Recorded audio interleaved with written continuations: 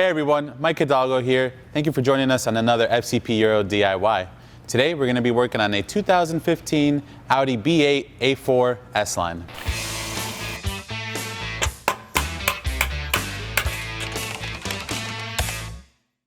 Today we're going to be focusing on the cabin air filter replacement portion of this kit. This is something that you want to change about every 20,000 miles. If you want to learn more about why a cabin air filter is so important for your vehicle, be sure to check out this video that we did on that above.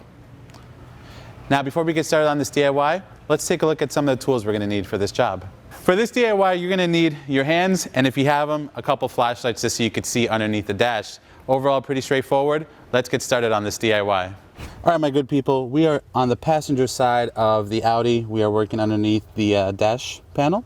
As you can see, we're going to get ready to pull out our cabin air filter. But before we do that, we have to remove this styrofoam cover. And to do so, you're going to have a couple tabs that you need to screw out or twist out. So I'll show you that. So once you remove those three clips,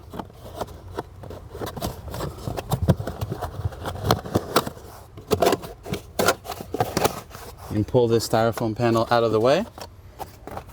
You'll see this white tray right here. This is going to be the lid that holds your cabin air filter in place.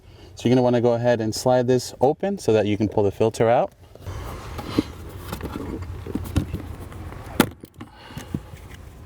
You're going to have this tab right here that you can use to push down and slide it open. And you'll see our cabin air filters right here. You want to note the orientation of the filter, the shape of it, and the way the arrows are pointing when you pull it out so that you insert your new one in the same fashion. This just pulls straight down. You can see how disgusting that is already.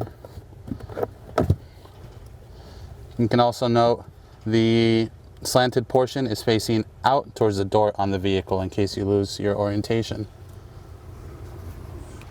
With our old filter out, we have our new one ready to go. And then again, the slanted portion is facing towards the door. It really only goes in one way.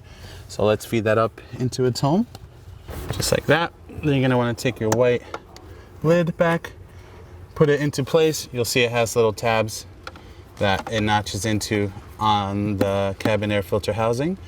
Slide it closed, put our panel back on.